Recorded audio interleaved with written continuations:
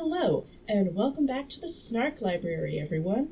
So, since finally uploading everything to the channel, the most popular video as far as views goes has been Grimm's Fairy Tales, which I'm going to take as a good enough sign that we should do another one.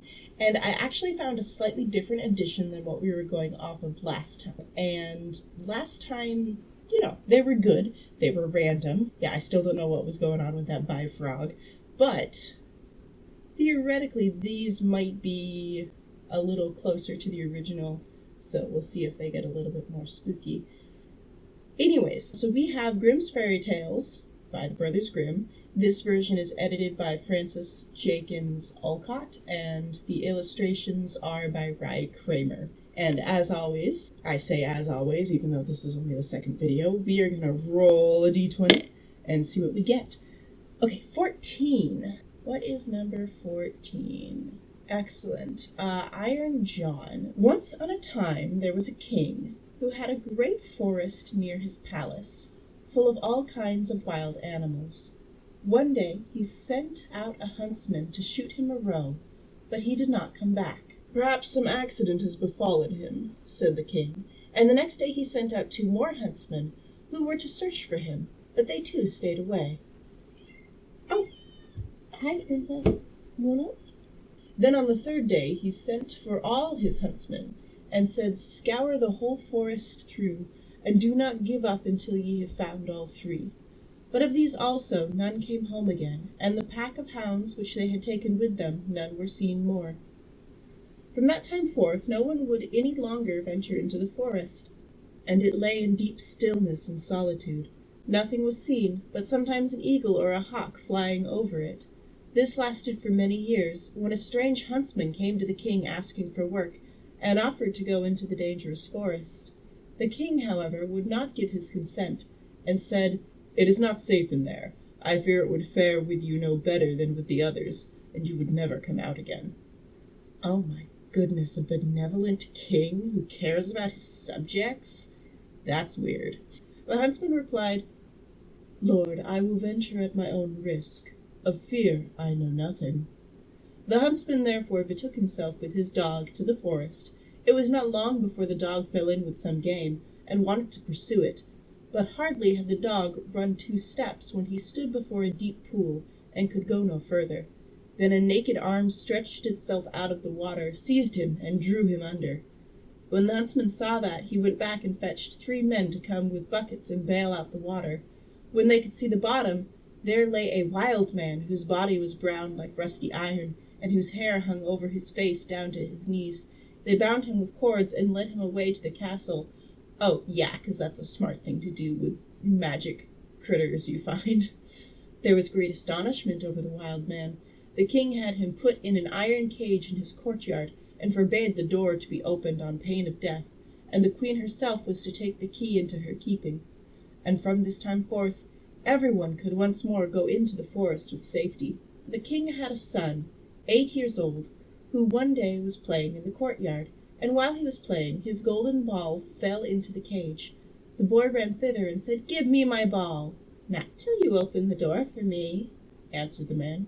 "No," said the boy, "I will not do that. The king has forbidden it," and ran away. What is it with the Brothers Grimm and little kids losing golden balls? Is that just a thing that used to happen? The next day, he again went and asked for his ball. The wild man said, "Open my door," but the boy would not. On the 3rd day, when the king had ridden out hunting, the boy went once more and said, "I cannot open the door even if I wished, for I have not a key." Then the wild man said, "It lies under your mother's pillow. You can get it there." The boy, who wanted to have his ball back, cast all thought to the winds and brought the key. The door opened with difficulty, and the boy pinched his fingers. When it was open, the wild man stepped out and gave him the golden ball and hurried away. But the boy was afraid. He called and cried after him, "Oh, wild man, do not go away, or I shall be beaten." The wild man turned back, took him up, and set him on his shoulder, and went with hasty steps into the forest. Tell a fay a child is being abused, and they will steal that child. It's like tea break. I have Lady Grey today. And it is delicious, isn't it, Princess? Yes, it is. I definitely haven't heard this one before. I think we've hit upon a good addition, my friends. Okay, blah, blah, blah. Stole the kid. 'Cause that's what you do when you beat your kids. You get them stolen by the fae. Right, steps into the forest. When the king came home, he saw the empty cage and asked the queen how that had happened. She knew nothing about it and sought the key, but it was gone. She called the boy, but no one answered. The king sent out people to seek for him in the fields, and they did not find him. Then he could easily guess what had happened, and much grief reigned in the royal court. When the wild man had reached once more the dark forest, he took the boy down from his shoulder, and said to him, "You will never see your father and mother again. I will keep you with me, for you have set me free, and I pity you. If you do all I bid you, you shall fare well. Of treasure and gold have I enough, and more than anyone in the world." He made a bed of moss for the boy, on which he slept, and the next morning the man took him to a well, and said, "Behold, the gold well is as bright and clear as crystal. You shall sit beside it, and take care that nothing falls into it, or it will be polluted.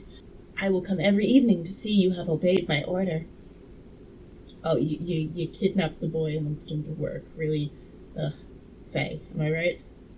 The boy placed himself by the margin of the well, and often saw a golden fish or a golden snake show itself there, and he took care that nothing fell in. As he was sitting thus, his finger hurt him so violently that without thinking he put it in the water. He drew it quickly out again, but saw that it was quite gilded, and whatsoever pains he took to wash the gold off again, all was to no purpose. Did you use the water from the well to wash it? Because then you just end up with all your hands splashed with gold. In the evening, Iron John came back, looked at the boy, and said, "What has happened to the well?" "Nothing, nothing," he answered, and held his finger behind his back, that the man might not see it. But he said, "You have dipped your finger into the water. This time it may pass, but take care you do not again let anything get in." At daybreak, the boy was already sitting by the well and watching it. His finger hurt him again, and he passed it over his head, and then unhappily a hair fell down into the well. He took it out quickly, but it was quite gilded. I mean, this is what happens when you put, like, an 8-year-old in charge of this. I mean, he's gonna do his best, and it'll probably be alright, but, I mean, come on, dude, he's not a fairy. Iron John came. I like how that's his name now. We never got introduced. Iron John came, and already knew what had happened. "You have let a hair fall into the well," said he. "I will allow you to watch by it once more, but if this happens the third time, then the well will be polluted, and you can no longer remain with me." On the third day, the boy sat by the well, and did not stir his finger, however much it hurt him. But the time was long to him, and he looked at the reflection of his face on the surface of the water, and as he still bent down more and more, trying to look straight into the eyes, his long hair fell down from his shoulders into the water. He raised himself up quickly, but the whole of the hair on his head was golden, and shone like the sun. You may imagine how terrified the poor boy was. He took his pocket-kerchief and tied it round his head in order that the man might not see it. He's gonna know, dude. When he came, he already knew everything, and said, "Take off that handkerchief." Then the golden hair streamed forth, and let the boy excuse himself as he might, it was of no use. "You have not stood the trial, and can no longer stay here. Go forth into the world. There you will learn what poverty is. But as you have not a bad heart, and as I mean well by you, there is one thing I will grant you. If you fall into any difficulty, come to the forest and cry, 'Iron John,' and then I will come and help you.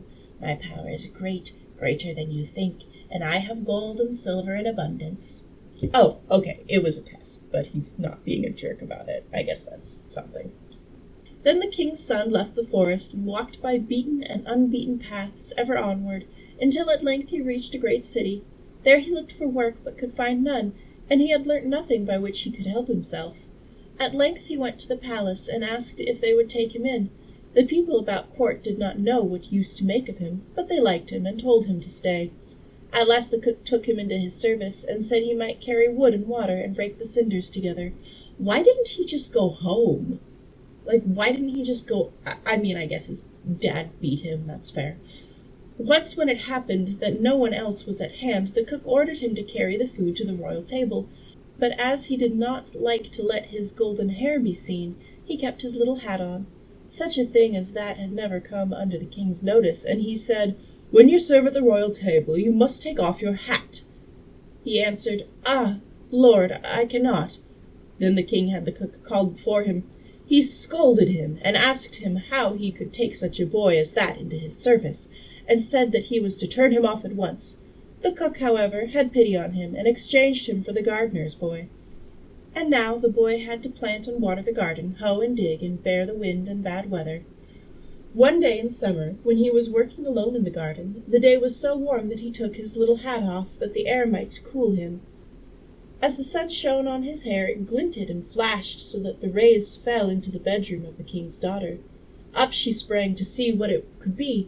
Then she saw the boy, and cried to him, "Boy, bring me a wreath of flowers." He put on his hat with all haste, and gathered wild field flowers, and bound them together. When he was ascending the stairs with them, the gardener met him, and said, "How can you take the king's daughter a garland of such common flowers? Go quickly, and get another, and seek out the prettiest and the rarest." "Oh, no," replied the boy, "the wild ones have more scent, and will please her better." When he went into the room, the king's daughter said, "Take off your cap. It is not seemly to keep it on in my presence." Again he said, "I cannot." She, however, caught at his hat and pulled it off, and then his golden hair rolled down on his shoulders, and it was splendid to behold. He wanted to run out, but she held him by the arm and gave him a handful of ducats. With these he departed, but he cared nothing for the gold pieces. He took them to the gardener and said, "I give them to your children. They may play with them."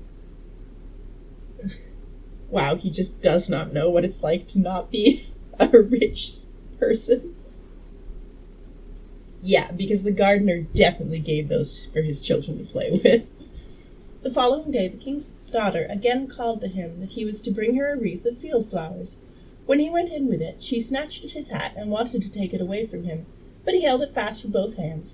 She again gave him a handful of ducats, but he would not keep them, and presented them to the gardener as playthings for his children. On the third day things went just the same.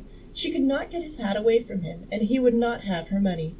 Not long afterward the country was overrun by war. The king gathered together his people, and did not know whether or not he could overcome the enemy, who was superior in strength, and had a mighty army. Then said the gardener's boy, "I'm grown up, and I will go to wars also. Only give me a horse." The others laughed and said, "Seek one for yourself when we are gone. We will leave one behind us in the stable for you."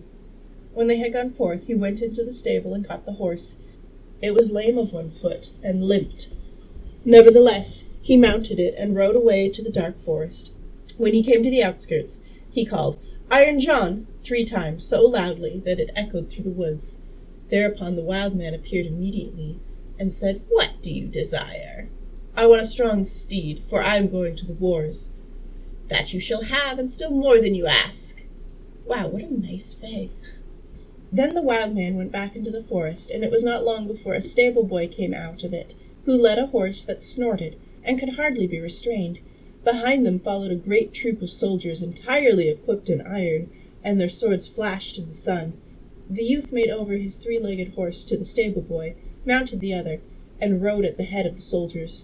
When he drew near the battlefield, a great part of the king's men had already fallen, and little was wanting to make the rest give way. Then the youth galloped thither with his iron soldiers, broke like a hurricane over the enemy, and beat down all who opposed him. They began to fly, but the youth pursued and never stopped until there was not a single man left. Instead, however, of returning to the king, he conducted his troops by side roads to the forest, and called Iron John. "What do you desire?" asked the wild man. "Take back your horse and troops, and give me my 3-legged horse again." All that he asked was done, and soon he was riding on his 3-legged horse. When the king returned to his palace, his daughter went to meet him, and wished him joy of his victory. "I am not the one who carried away the victory," he said, "but a strange knight who came to my assistance with his soldiers." The daughter wanted to hear who the strange knight was, but the king did not know, and he said, "He followed the enemy. I did not see him again." She inquired of the gardener where his boy was, but he smiled and said, "He just came home on his 3-legged horse, and the others have been mocking him and crying, 'Here comes our hobbity-jig back again.' They asked, too, 'Under what hedge have you been lying sleeping all the time?' He, however, answered, I did the best of all, and it would have gone badly without me." And then he was ridiculed still more. The king said to his daughter, "I will proclaim a great feast that shall last for 3 days, and you shall throw a golden apple. Perhaps the unknown will come to it." When the feast was announced, the youth went to the forest and called Iron John. "What do you desire?" asked he. "That I may catch the king's daughter's golden apple." "It is as safe as if you had it already," said Iron John. "You shall likewise have a suit of red armor for the occasion, and ride on a spirited chestnut horse." When the day came, the youth galloped to the spot, took his place amongst the knights, and was recognized by no one. The king's daughter came forward and threw a golden apple to the knights. None of them caught it but he. Only as soon as he had it, he galloped away. On the second day, Iron John equipped him as a white knight, and gave him a white horse. Again he was the only one who caught the apple, and he did not linger an instant, but galloped off with it. The king grew angry, and said, "That is not allowed. He must appear before me and tell his name." He gave the orders that if the knight who caught the apple should go away again, they should pursue him, and if he would not come back willingly, they should cut him down and stab him. Oh, that's rude. On the third day he received from Iron John a suit of black armor and a black horse. Again he caught the apple, but when he was riding off with it, the king's attendants pursued him, and one of them got so near that he wounded the youth's leg with the point of his sword. The youth nevertheless escaped from them, but his horse leapt so violently that the helmet fell from his head, and they could see that he had golden hair. They rode back and announced this to the king. The following day the king's daughter asked the gardener about his boy. "He's at work in the garden. The queer creature has been at the festival too, and only came home yesterday evening. He has likewise shown my children 3 golden apples which he has won." Oh, does the gardener not know? Funny. He must really like that guy's kids. The king had him summoned into his presence. He came, and again had his hat on his head. But the king's daughter went up to him and took it off. Then his golden hair fell down over his shoulders, and he was so handsome that all were amazed. It's only the golden hair that makes him handsome, I see. Well, maybe it makes the dirt a little less obvious. "Are you the knight who came every day to the festival, always in different colors, and who caught 3 golden apples?" asked the king. "Yes," answered he, "and here are the apples." He took them out of his pockets and returned them to the king. "If you desire further proof, you may see the wound which your people gave me when they followed me, but I am likewise the knight who helped you win your victory over your enemies." "If you can perform such deeds as that, you are no gardener's boy. Tell me, who is your father?" "My father is a mighty king, and gold I have in plenty, as much as I require." "I mean, your father thinks you're dead, but okay." "I well see," said the king, "that I owe thanks to you. Can I do anything to please you?" "Yes," answered he, "that indeed you can. Give me your daughter to wife." The maiden laughed and said, "He does not stand on much ceremony, but I have already seen by his golden hair that he is no gardener's boy." And then she went and kissed him. His father and mother came to the wedding, and were in great delight, for they had given up all hope of ever seeing their dear son again. And as they were sitting at the marriage feast, the music suddenly stopped, the doors opened, and a stately king came in with a great retinue. He went up to the youth, embraced him, and said, "I am Iron John. I was by enchantment a wild man, but you have set me free. All the treasures which I possess shall be yours." And that's the end. Interesting. That was definitely different from the other ones that we've had before. But it was kind of like, it was a little Cinderella-esque, wasn't it? Some Lady Grey tea to see us through. Right, that was different. I liked it. I also liked that, the golden-haired kid and the princess actually got to interact a little bit and fall in love naturally, rather than just, "Here's your lampshade prize." Yeah, okay, so that was fun. It was long, too. Okay, let's see. D20 time. 10.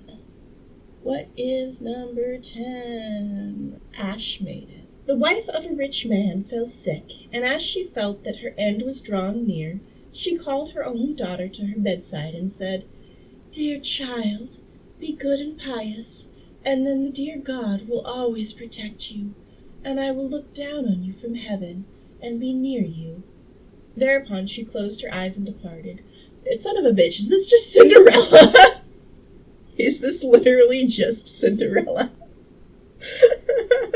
Okay.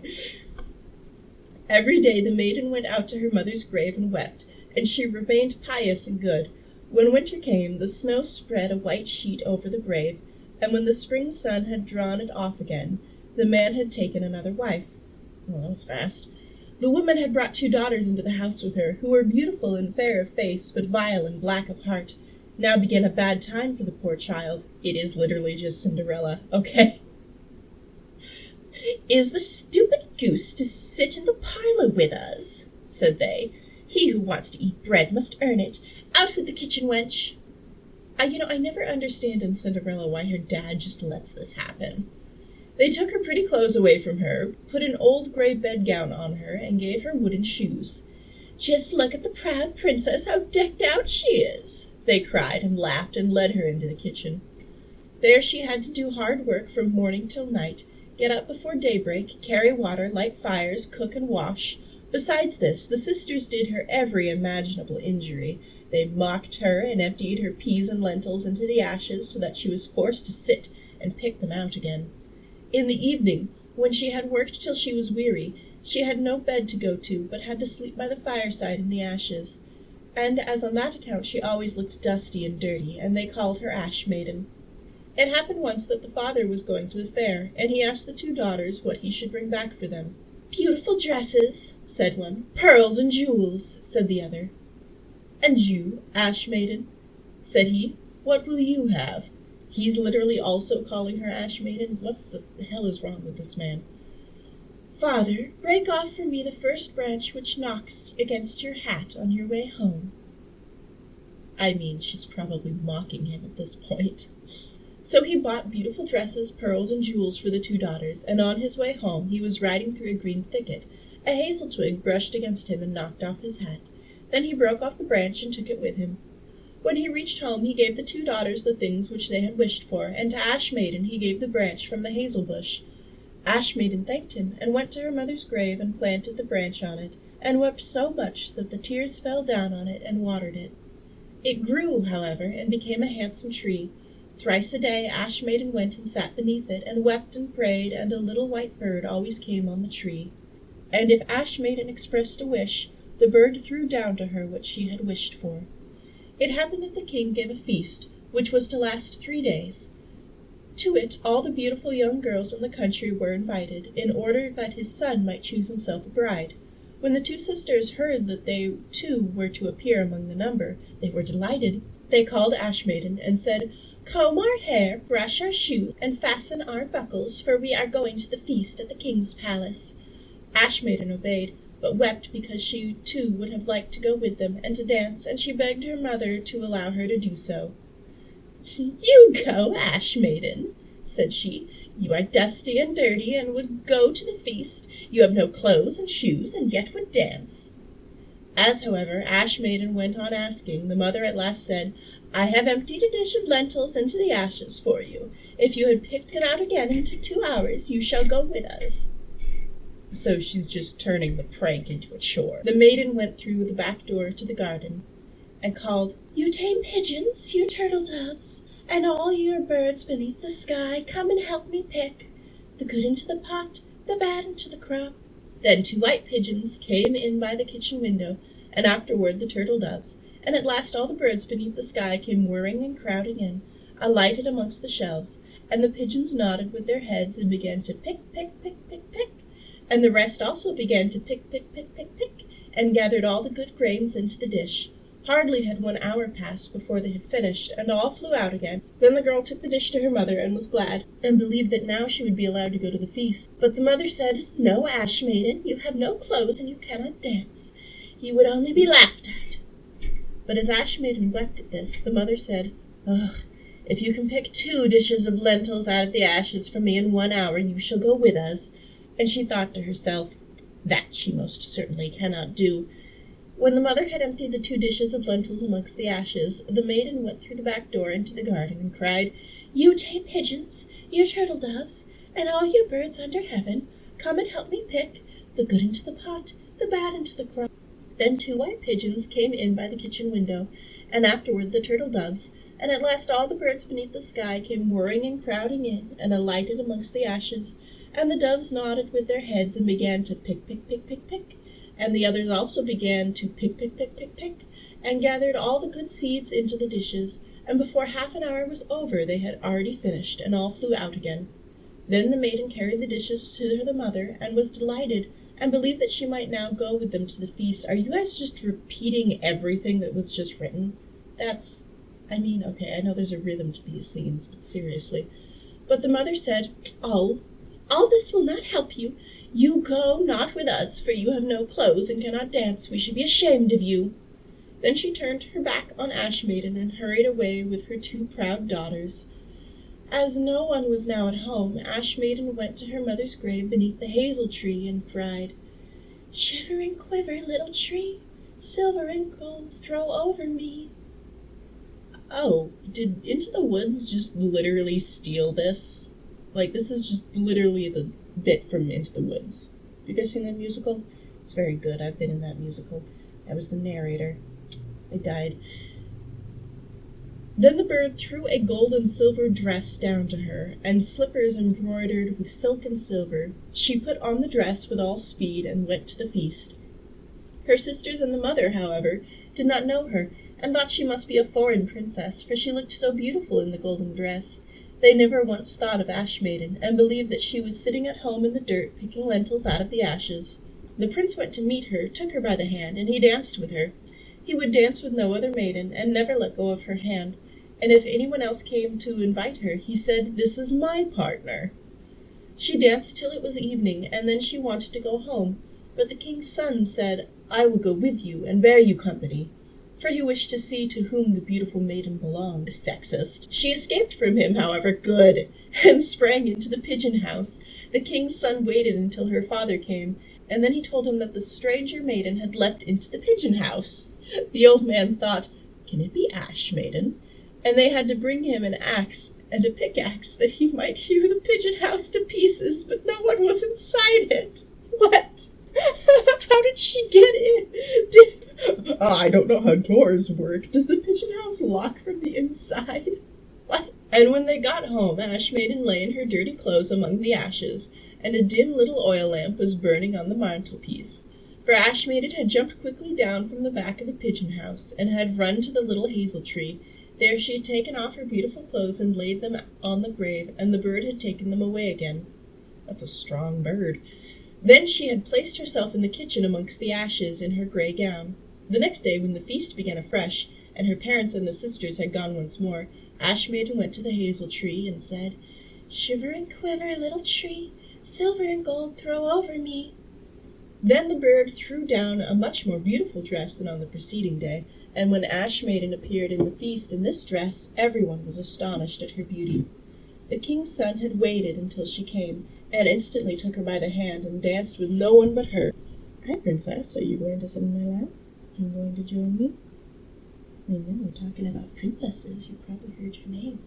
I always talk too quietly when princess comes. Okay. Ba-ba-ba-ba-ba-ba. Where were we? The king's son had waited until she came, and instantly took her by the hand, and danced with no one but her. When others came and invited her, he said, "She is my partner." When evening arrived, she wished to leave, and the king's son followed her, and wanted to see into which house she went. But she sprang away from him, and into the garden behind the house. Therein stood a beautiful tall tree, on which hung the most magnificent pears. She clambered like a squirrel so nimbly beneath the branches that the king's son did not know where she had gone. He waited until her father came, and said to him, "The strange maiden has escaped from me, and I believe she has climbed up the pear tree." The father thought, "Can it be Ash Maiden?" and had an axe brought and cut the tree down, but no one was in it. And when they got into the kitchen, Ash Maiden lay there amongst the ashes, as usual, for she had jumped down on the other side of the tree, had taken the beautiful dress to the bird on the little hazel tree, and had put on her grey gown. And she did this without, weren't they literally in the same yard? On the third day, when the parents and sister had gone away, Ash Maiden went once more to her mother's grave, and said to the little tree, "Shiver and quiver, little tree, silver and gold throw over me." I mean, she just wants to go and party, clearly, and this guy keeps bothering her. And now the bird threw down to her a dress which was more splendid and magnificent than any she had yet had, and the slippers were golden.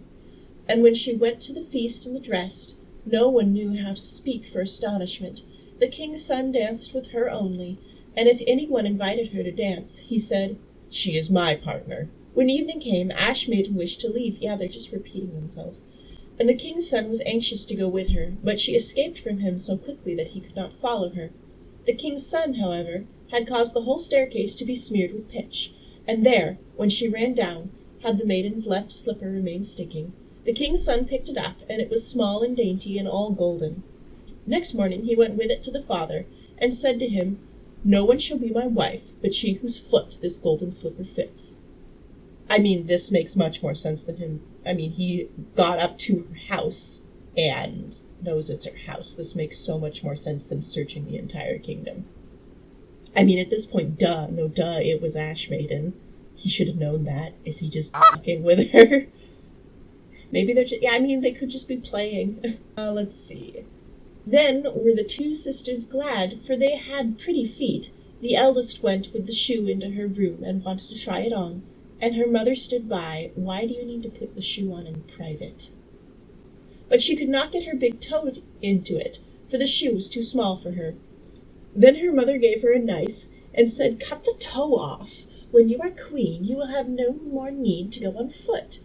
The maiden cut the toe off, forced the foot into the shoe, swallowed the pain, and went out to the king's son. Then he took her on his horse as his bride, and rode away with her.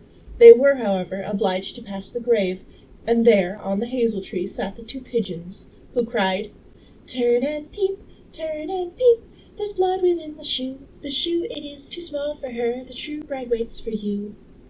Then he looked at her foot, and saw how blood was streaming from it. He turned his horse round, and took the false bride home again, and said she was not the true one, and that the other sisters was to put the shoe on. Okay, at this point, he and the princess have talked.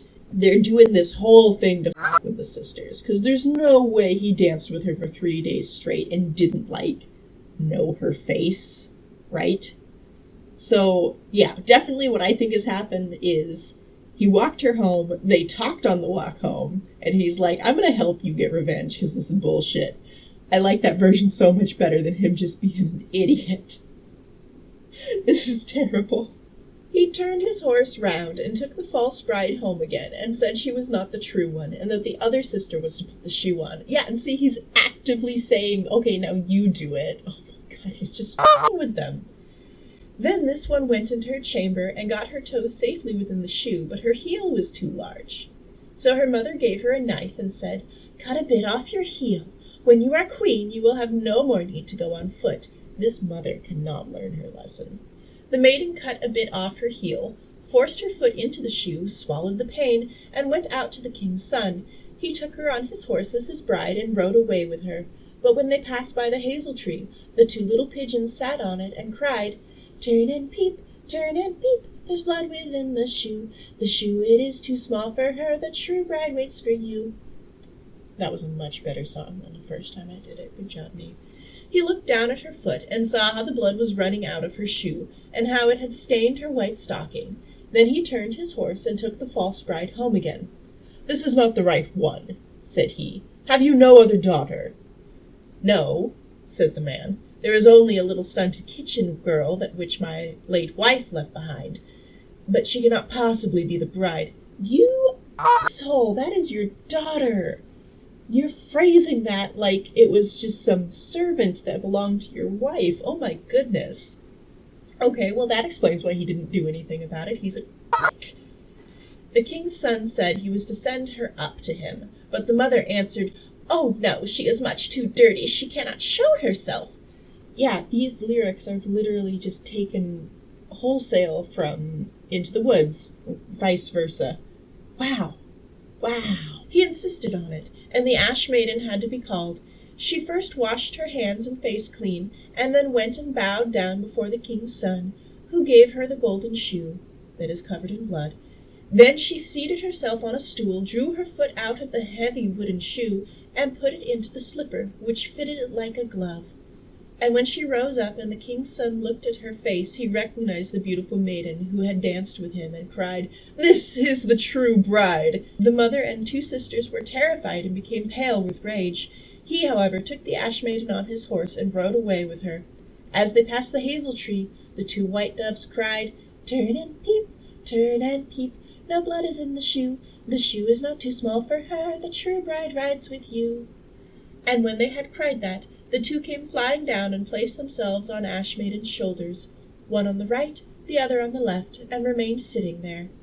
When the wedding with the king's son had to be celebrated, the 2 false sisters came and wanted to get into favor with Ash Maiden and share her good fortune. When the betrothed couple went to the church, the elder was on the right side and the younger at the left, and the pigeons picked out one eye of each of them. Afterward they came back. The elder was on the left and the younger at the right, and then the pigeons pecked out the other eye of each of them, and thus for their wickedness and falsehood they were punished with blindness as long as they lived. Why would you go back? Why would you go back? Wow, okay, well, they clearly get not learning their lesson from their mother. Oh, wow. You know, I like that version better than, like, the fairy godmother version. I don't know, her mother looking out for her just seems to fit a little bit more. Okay. Yeah, literally I mentioned Cinderella and then we read Cinderella. That's fine. We'll do that. Alright, these ones are slightly longer than the other version, huh?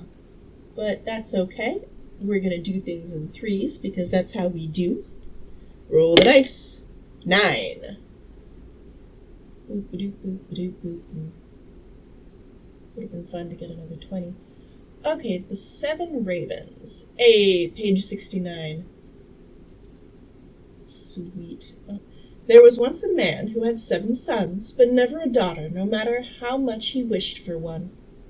Oh, thank God. Usually it's the other way around with these stories. At length his wife had a child, and it was a daughter. The joy was great, but the child was sickly and small, and so weak that it had to be baptized at once. The father sent one of the boys in a hurry to the spring to fetch water for the baptism. What a nice way to say this baby's gonna die. The father sent one of the boys in a hurry to the spring to fetch water for the baptism. The other 6 boys ran along with him. As each strove to be the first to fill the jug, it fell into the spring. There they stood, and did not know what to do. None of them dared to go home. When they did not come back, the father grew impatient and said, "They have forgotten about it in a game of play, the wicked boys." Soon he grew afraid lest the child should die without being baptized, and he cried out in anger, "I wish the boys were all turned into ravens." Oh no. Hardly was the word spoken before he heard a whirring of wings in the air above his head. He looked up and saw 7 coal-black ravens flying high and away. The parents could not recall the curse, and though they grieved over the loss of their 7 sons, yet they comforted themselves somewhat with their dear little daughter, who soon grew strong and every day more beautiful. Oh, see, she wasn't going to die anyways.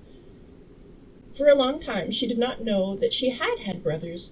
Her parents were careful not to mention them before her, but one day she chanced to overhear some people talking about her, and saying that the maiden is certainly beautiful, but really to blame for the misfortune of her 7 brothers. God, can you imagine finding out you had 7 brothers? Then she was much troubled, and went to her father and mother, and asked if it was true that she had brothers, and what was become of them. The parents did not dare to keep the secret longer, and said that her birth was only the innocent cause of what had happened to her brothers, but the maiden laid it daily to heart, and thought that she must deliver her brothers. She had no peace and rest until she set out secretly, and went forth into the wide world to seek them out and set them free, let it cost what it might. She took nothing with her but a little ring belonging to her parents as a keepsake, a loaf of bread against hunger, and a little pitcher of water against thirst, and a little chair as provision against weariness. That sounds exactly like what a kid would bring when they ran away from home. And now she went continually onward, far, far to the end of the world. Then she came to the sun, but it was too hot and terrible, and devoured little children. What? Since when does the sun devour little children?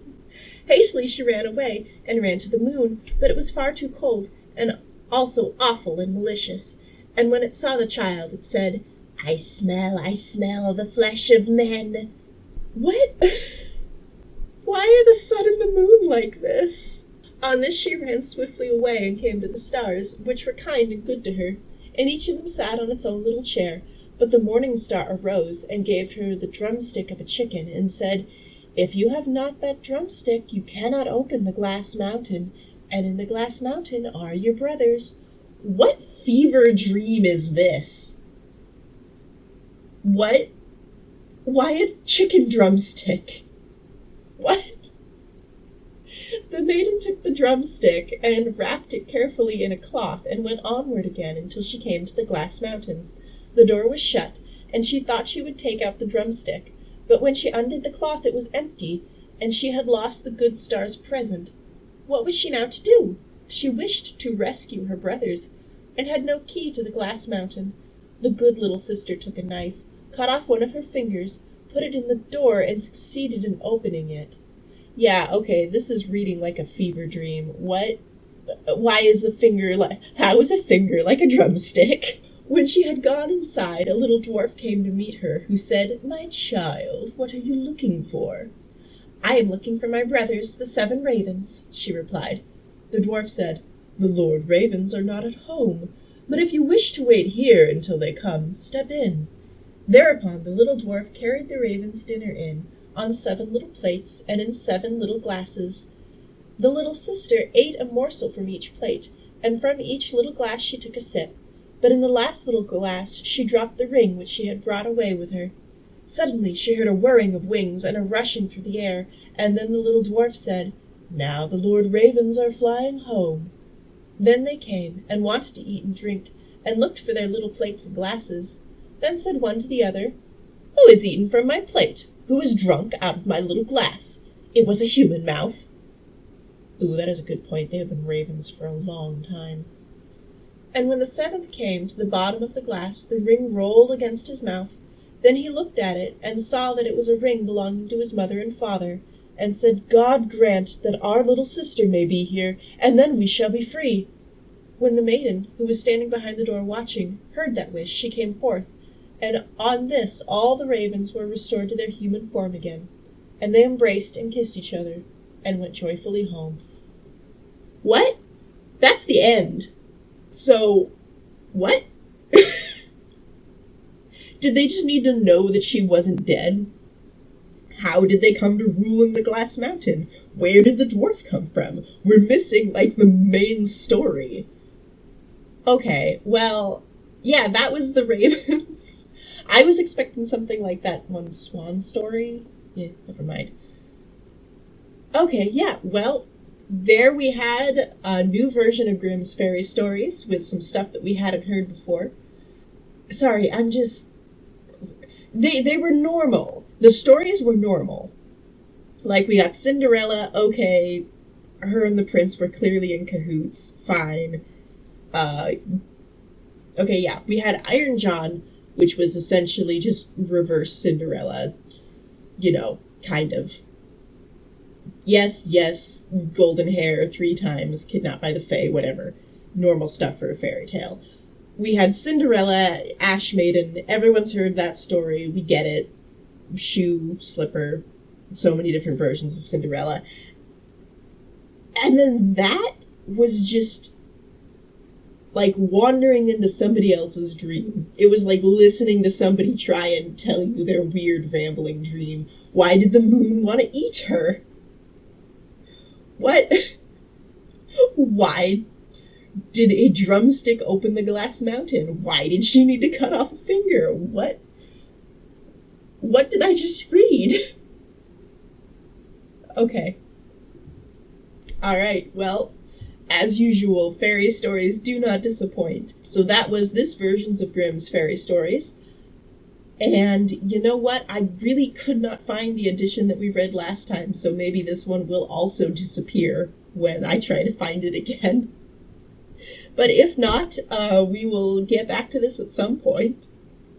I hope you enjoyed that. And, of course, let me know if you did in comments. Subscribe, like, you know, all those usual things you need to do with a YouTube channel to make people keep making content. I'll probably keep going even if you don't, though, just because I have fun.